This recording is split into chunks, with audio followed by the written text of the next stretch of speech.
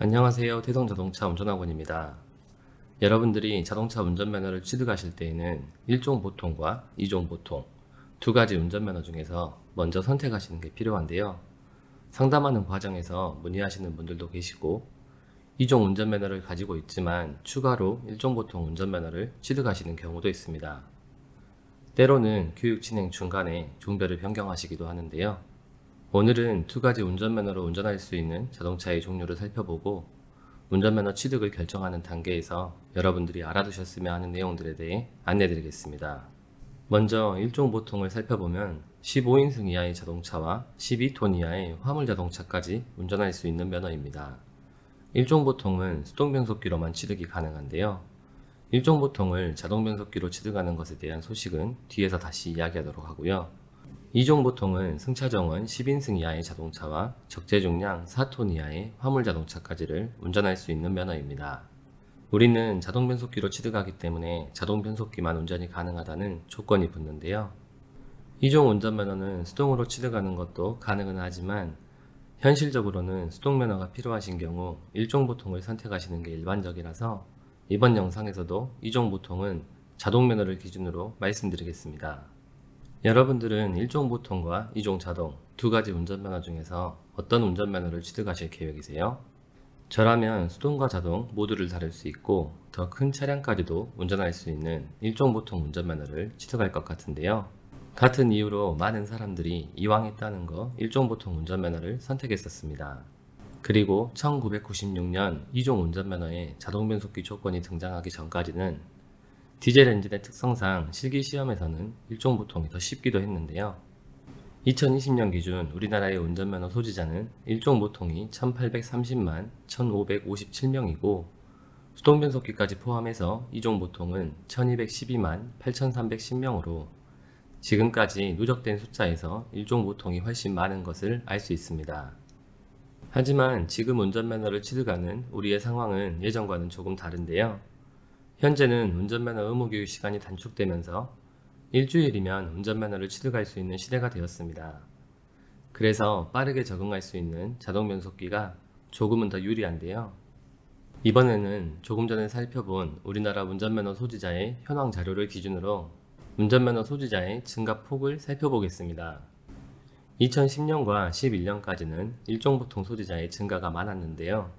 2011년 6월에 운전면허 취득 제도가 간소화되고 2012년부터는 두 종별의 증가가 비슷해진 것을 알 수 있습니다.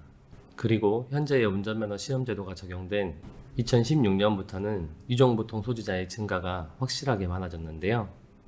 이처럼 최근에 2종 보통 운전면허 취득자가 압도적으로 많아지게 된 것은 자동 변속기의 편리함과 정부의 정책적 지원에 더불어 기술의 발전에서 그 이유를 찾아볼 수 있을 것 같습니다. 정체 구간이 많은 도심에서는 자동 변속기가 정말 편리한데요.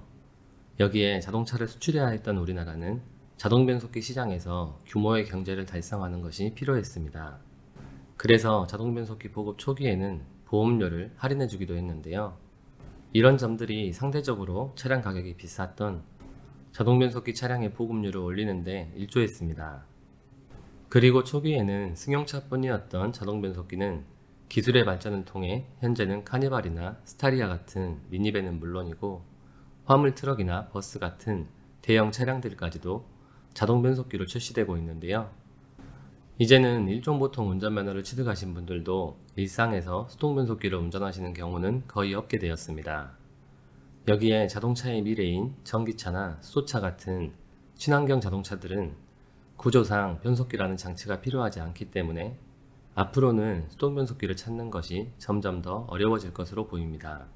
하지만 10인승을 초과하는 자동차나 수동 변속기 차량을 운전하시려면 1종 보통 운전면허를 취득하셔야 하는데요. 수동 변속기 차량은 변속기의 구조가 단순해서 차량의 초기 가격과 유지비가 저렴하다는 장점이 있습니다.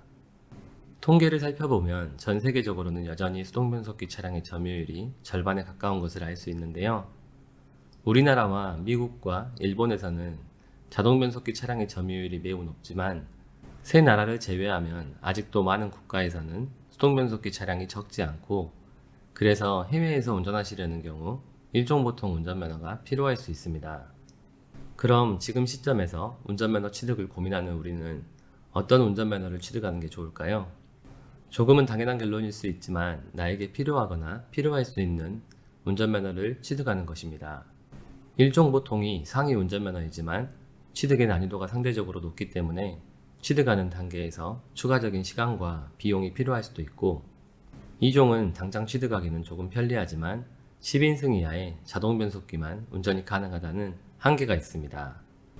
그리고 자동차 운전 관련 직종이나 소방이나 경찰 공무원에 지원하시는 경우 일종 보통이나 일종 대형 운전면허 소지자에게 가산점이 주어지는 경우가 있으니 확인하시는 게 필요합니다.